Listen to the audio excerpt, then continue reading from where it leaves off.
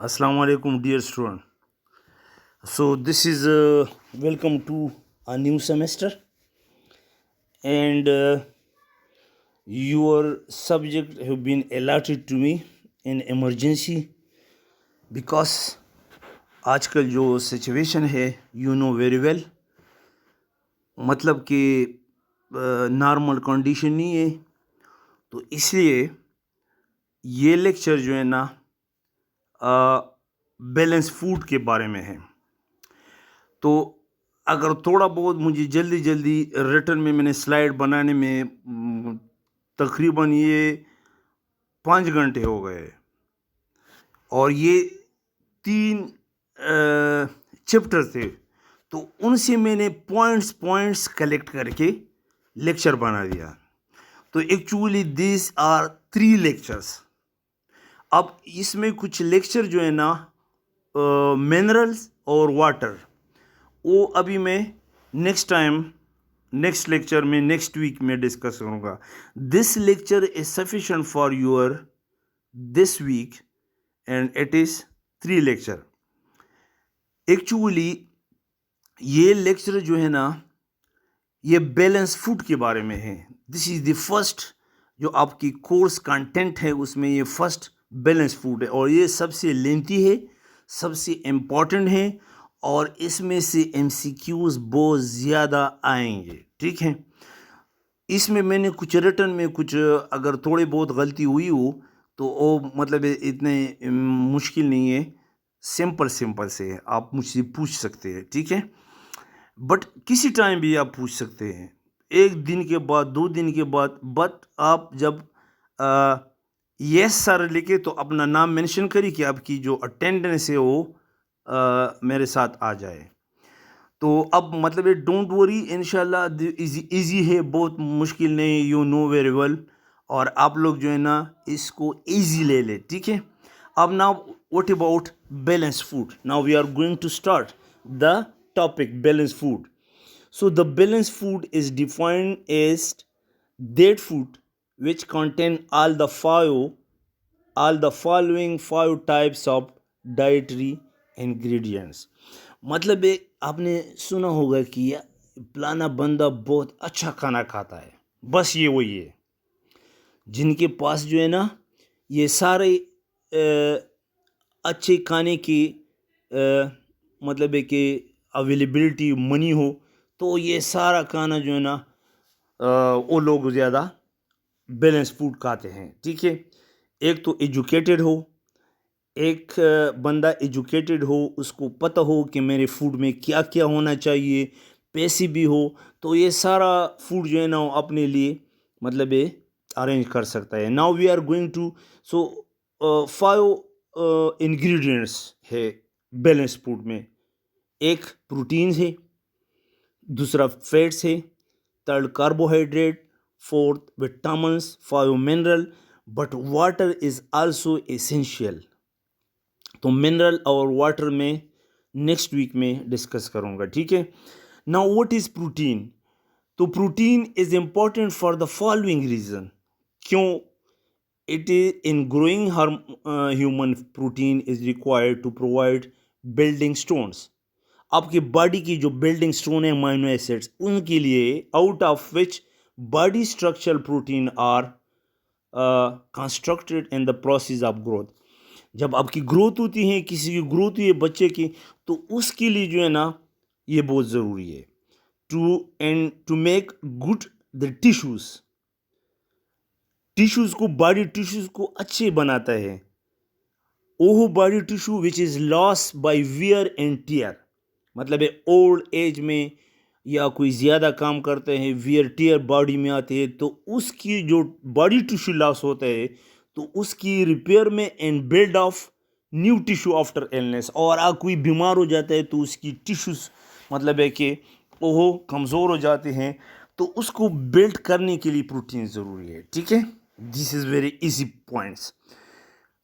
Number third, protein are also supply amino acid which is essential for synthesis of enzyme. Number 2, proteinous hormones and etc. and also non-protein nitrogenous substances such as purines, pyrimidines, RNA, coenzymes, inculins. इसके लिए भी ये जो है ना supply करता है. And number 4, amino acids are also needed for the synthesis of plasma protein. Plasma protein के सिंथेसिस के लिए भी ये ज़रूरी है, इंक्लूडिंग ब्लड क्लॉटिंग फैक्टर. जो ब्लीडिंग होती है और ब्लीडिंग बंद होती है तो उसके लिए भी ये ज़रूरी है. It transport protein both specific as well as non specific albumins. तो स्पेसिफिक एल्बुमिन और नॉन उसको भी ये ट्रांसपोर्ट करता है बॉडी में, ब्लड में. Globulin, immunoglobulin, haemoglobin is conjugated protein whose globin part is made of 4 polypeptide chains. ठीक है. Protein also maintain osmotic pressure of plasma. ये भी इजी है. तो these are the function. अब जो है ना ये चार्ट है कि कौन कौन सी चीज़ों में प्रोटीन्स की परसेंटेज ऐसा कैसे होते हैं. तो अब जो है ना फिश में 88% होता है, मिल्क में 84, एग में जो है ना 82, लीवर में 75, मीट में 74. ये जो है ना ह्यूमंस मतलब है कि ये जो एनिमल्स है प्रोटीन है. अब सोयाबीन में कम होता है ना 72, फिर वीट में 69 है, ओट्स में 66 है, मेज़ में 59 है और पीस में 46 है. सो ये अबाउट डेटा जो the about data shows that food from animal sources are better in quality of protein than plant foods. तो प्लांट्स की जो फूड है जो अभी ये मैंने ऊपर मेंशन किया है, तो उसकी बजाय एनिमल सोर्सेज जो प्रोटीन जैसे कि फिश है, मिल्क है, एग है, तो उसमें प्रोटीन ज़्यादा होते हैं. तो this are called first class protein. Protein जो है ना animal protein are called first class protein and are the protein of high biologic value. ये जो एनिमल प्रोटीन है फर्स्ट क्लास भी है और हाई बायोलॉजिक वैल्यू भी का भी है, because they contain all the essential amino acids. क्योंकि उसमें एसेंशियल जो ज़रूरी अमाइनो एसिड है उसमें होते हैं. Plant protein are called secondary protein. ये गोरे MCQ इससे में आ सकता है कि which one is the first class protein and which is the secondary class protein. So again, plant protein are called secondary protein or protein of low biologic value. They don't have all essential amino acid. have मैंने छोड़ा है, मतलब है एक तो रमज़ान था और बहुत जो है ना इस क्लास में बहुत ज़्यादा टाइम ले लिया. मेरे पास ऑलरेडी 3 और सब्जेक्ट है तो उनकी भी मैं स्लाइड बना रहा हूँ, तो फिर और इसमें तो मैंने 4-5 घंटे लगा लिए. तो अब ये जो है ना ये MCQ इससे आ सकता है कि which one is called first class protein and second class protein या सेकेंडरी प्रोटीन. अच्छा कंटिन्यू है. Higher the biologic value net protein utilisation, मतलब है जो प्रोटीन बॉडी यूटिलाइज करता है उसको जो है ना higher the biologic value net protein of a protein higher will be its nutritional value. तो जो बायोलॉजिक हाई बायोलॉजिक वैल्यू है ना, जो protein high biologic value protein है तो उसकी न्यूट्रिशनल वैल्यू बहुत ज़्यादा होती है. तो ये एक और MCQ है कि विच प्रोटीन है वो हाई न्यूट्रिशनल वैल्यूज़. तो ये भी मैं इस तरह साथ साथ जो है ना आपको डिस्कस करता हूँ. ये पॉइंट्स जो है ना आप साथ साथ चेक करते जाएं. तो और plants protein are not well digested and absorb as animal protein. ये एक और MCQ है. ठीक है.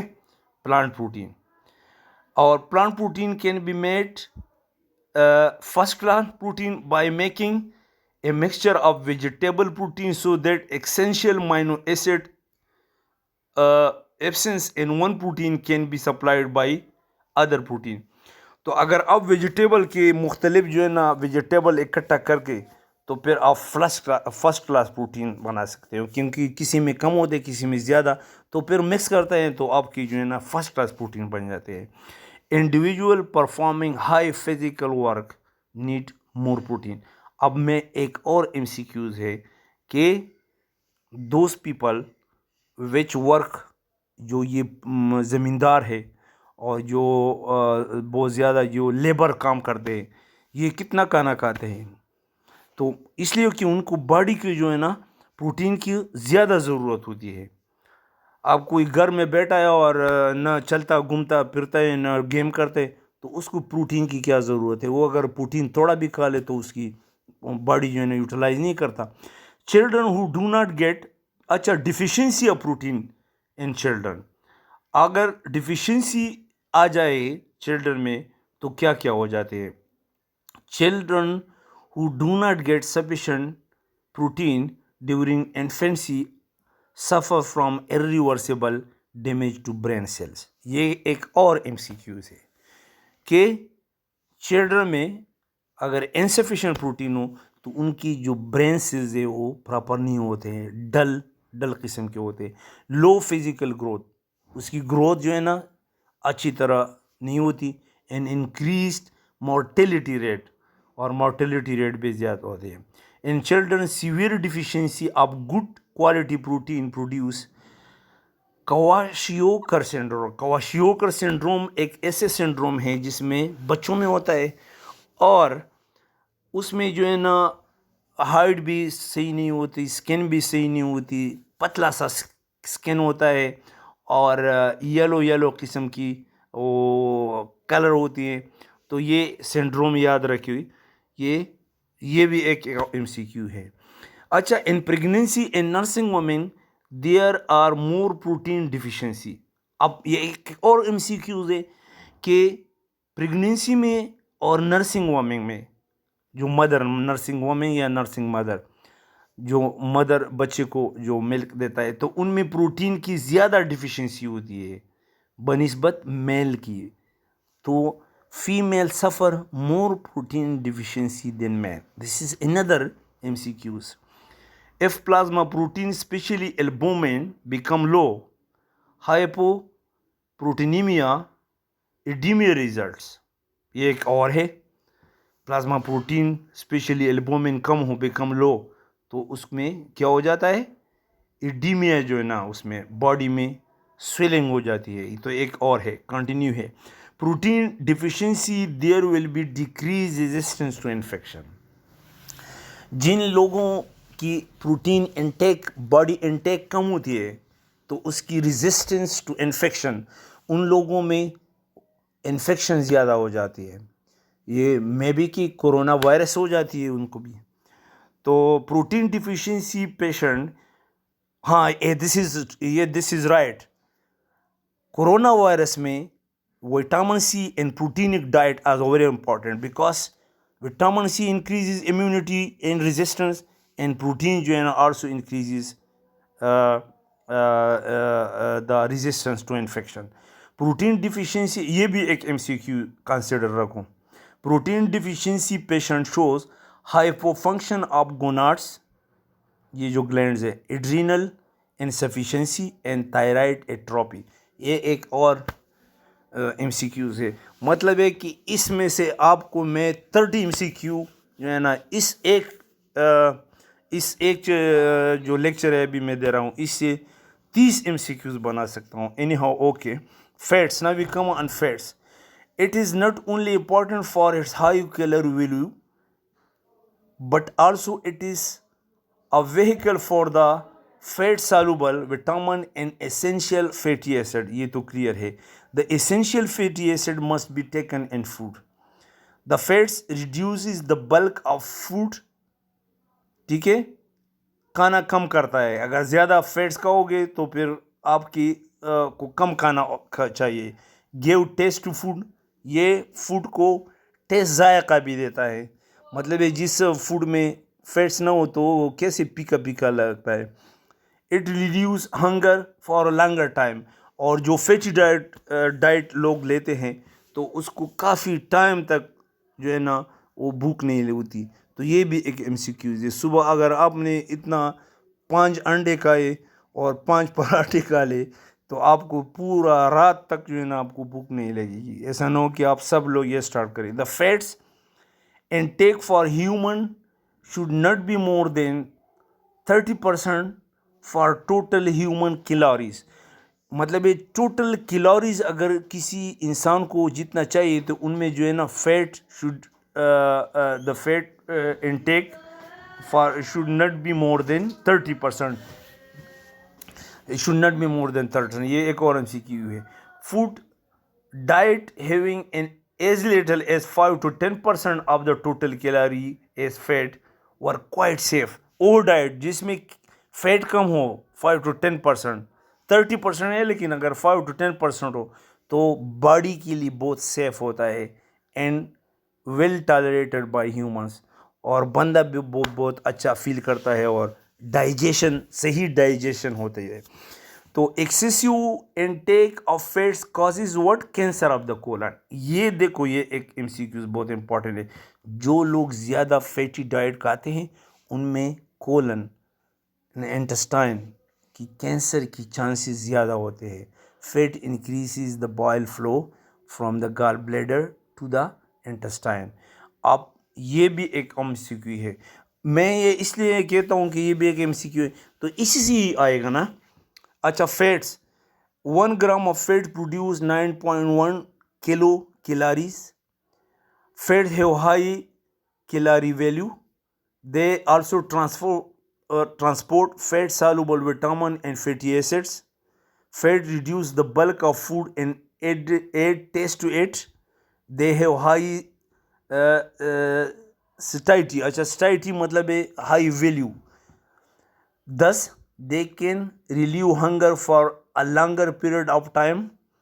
Fatty acid which are not synthesized in the body and must be ingested in food are known as essential fatty acid.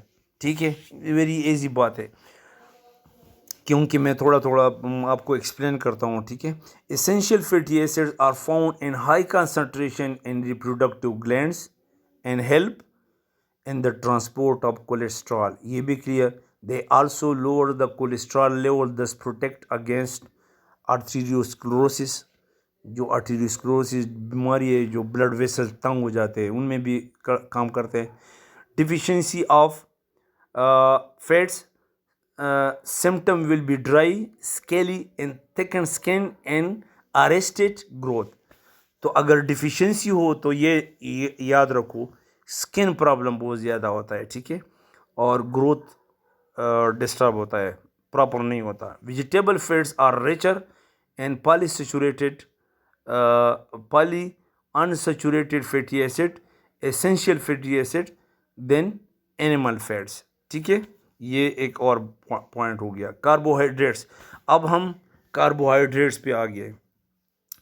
तो when the requirement of protein and fats have been met, the remaining calories have been derived from carbohydrate। तो जब ये fat से और protein diet से जो energy body को मतलब है कि रिसीव होता है, तो बाकी जो एनर्जी है वो कार्बोहाइड्रेट से इंसान रिसीव करता है।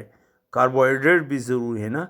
Dietary carbohydrate include sugar, simple sugar, complex carbohydrates, starches and digestible carbohydrate, dietary fibre. ये है।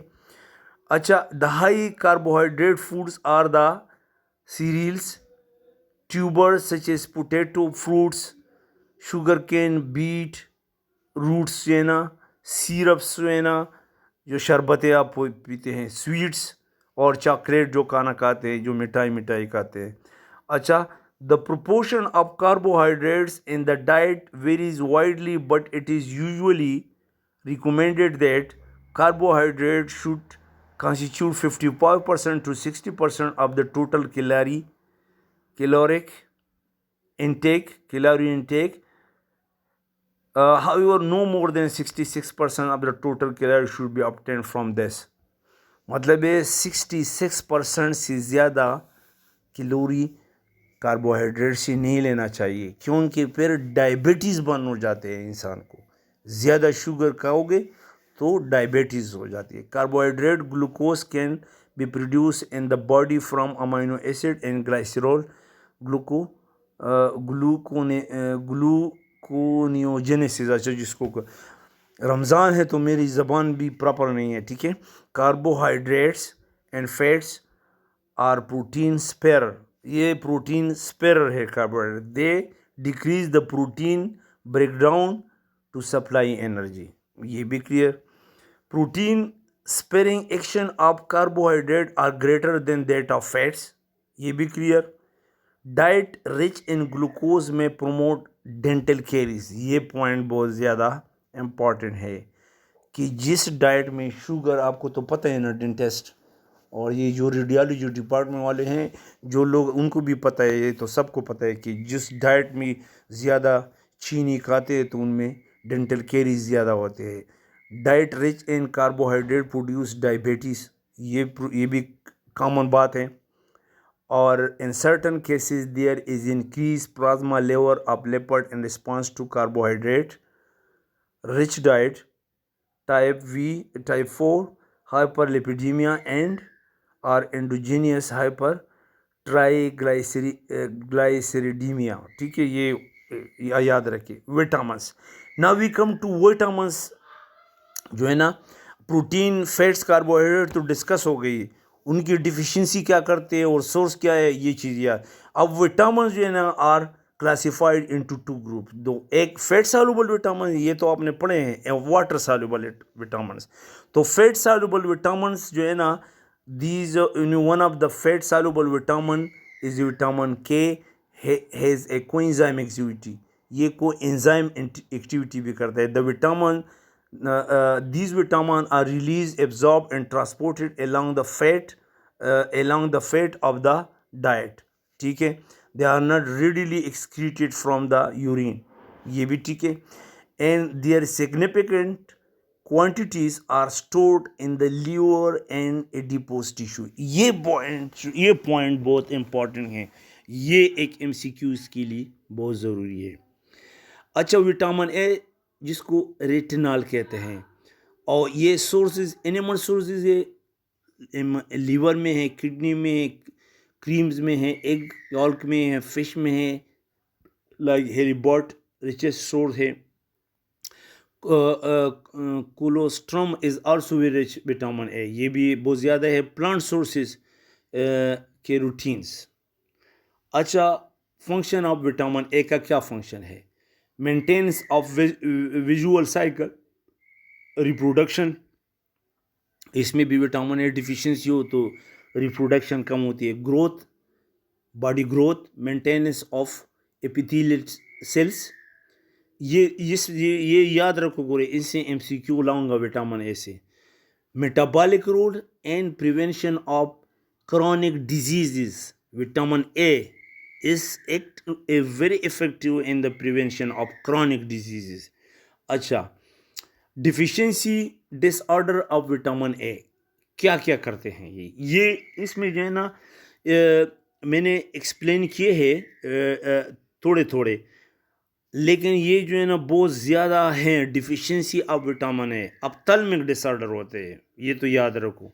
नाइट ब्लाइंडनेस होती है, ज़ीरोथैलेमिया होती है, मतलब है कि और केराटोमेलिसिया होती है, जीनोटो यूरिनरी डिसऑर्डर होते हैं, किडनी स्टोन्स में जो है ना प्रोड्यूस होते हैं, पल्मोनरी चेस्ट डिजीज़ होते हैं, डर्मेटोलॉजिकल डर्मेटाइटिस, स्किन डिसऑर्डर, ये चीज़ें भी होते हैं। डिफेक्टिव टूथ डेंटिन और tooth developing dentin, development of tooth होते हैं ना, तो उसमें भी जो है ना जो डेंटिन है वो enamel surface of the tooth, तो the dentin surface of the tooth अगर विटामिन ए कम है तो डिफेक्टिव होगा, मतलब है एक डेंटिनोजेनेसिस और एक अमीलोजेनेसिस।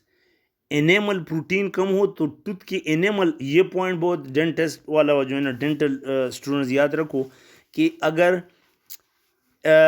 प्रोटीन डिफिशिएंसी हो, मैंने उसमें टूथ नहीं किया है मेंशन, लेकिन आप ये याद रखो कि अगर डेवलपमेंटल स्टेजेस में of the baby the protein deficiency हो तो एनिमल जो टूथ एनिमल और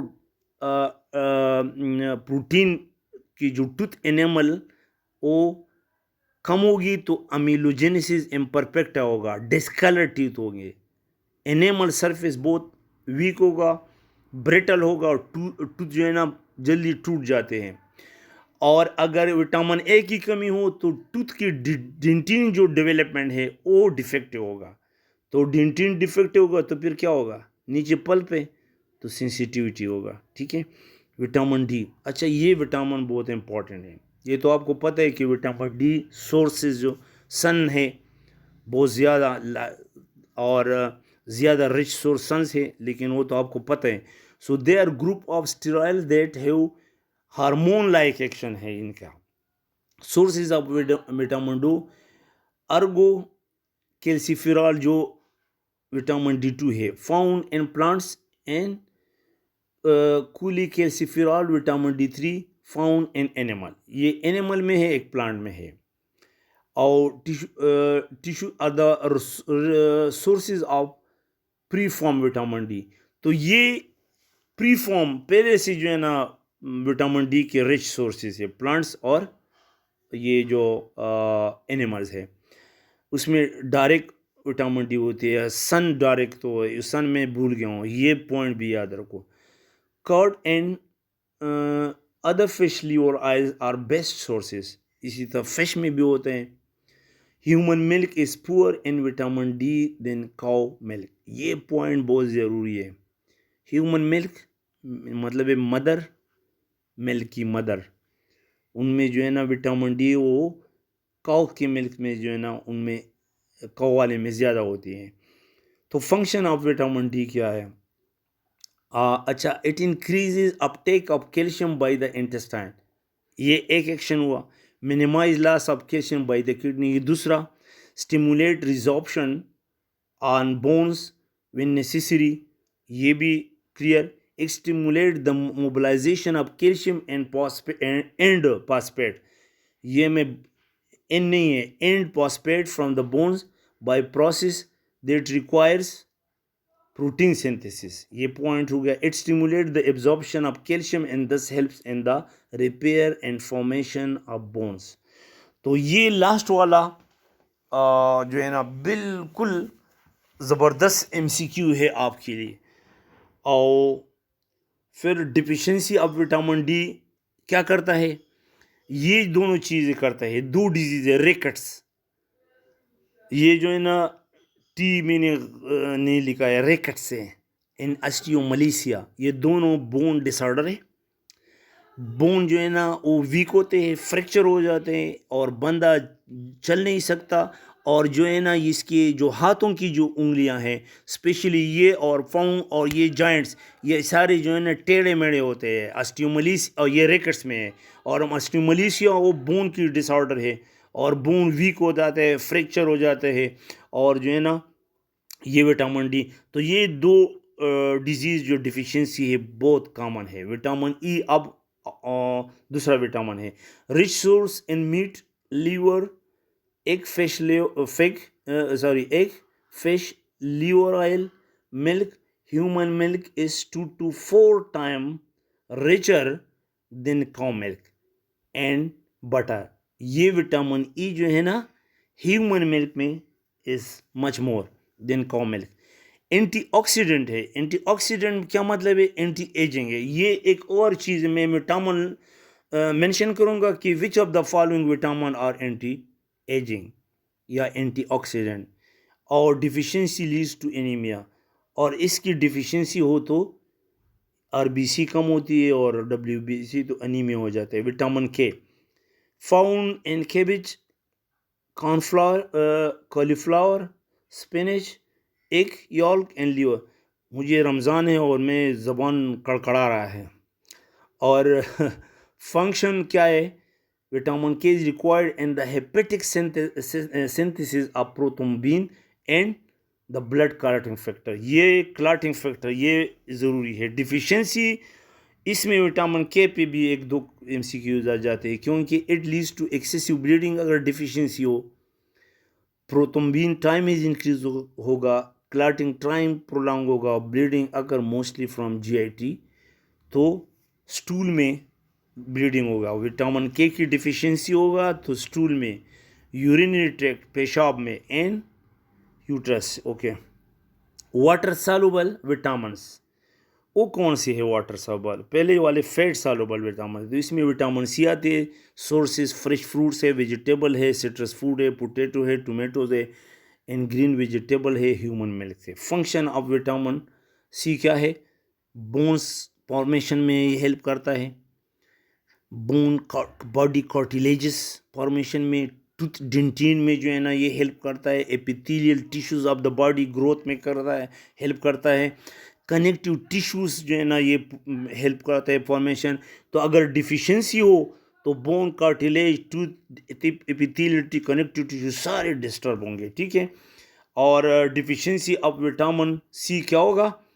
एक डिजीज़ है वो तो उसकी जो है ना डेवलपमेंट सही नहीं होगी, लेकिन अगर बहुत ज़्यादा डिफिशिएंसी होगी तो स्कर्वी एक डिजीज़ है जो बॉडीज़ में भी ब्लैक ब्लैक स्पॉट होते हैं, गम्स में भी रेड ब्लैक स्पॉट्स हो जाते हैं, गम्स सोलन होते हैं और ब्लीडिंग फ्रॉम द गम्स।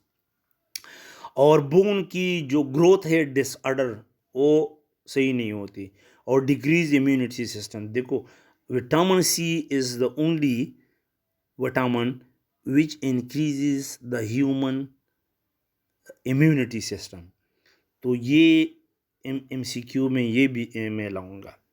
अब विटामिन B कॉम्प्लेक्स, तो जो थायमीन है B1, ये सोर्सेज जो है ना होल ग्रेन्स है, लेगूम्स है। और विटामिन B फंक्शन क्या है? Important components of nervous system, जो न्यूरोलॉजिकल डिसऑर्डर होते हैं तो उसमें ये बहुत ज़्यादा इम्पॉर्टेंट है, मसल टिश्यूज़ ग्रोथ में बहुत ज़्यादा इम्पॉर्टेंट है। और अगर इसकी डिफिशिएंसी हो विटामिन B1 की, तो एक डिजीज़ होते है बेरी, तो ये जो है ना वो याद रखो, ये बेरी डिजीज़ विटामिन B1 से हो जाती है, ठीक है। विटामिन B2 राइबोफ्लेविन, जो it is found in milk, egg, liver and green leafy vegetable. और डिफिशिएंसी ये एक ऐसे विटामिन B2 है जो कोई ह्यूमन डिजीज़ काज नहीं करता, B2 की डिफिशिएंसी।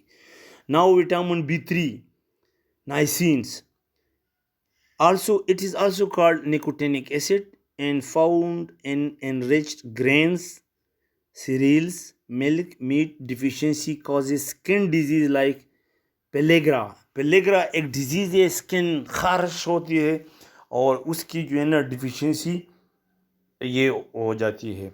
अच्छा, विटामिन B12, इसको और नाम जो है ना साइनोकोबालामीन है, साइनोकोबालामीन है।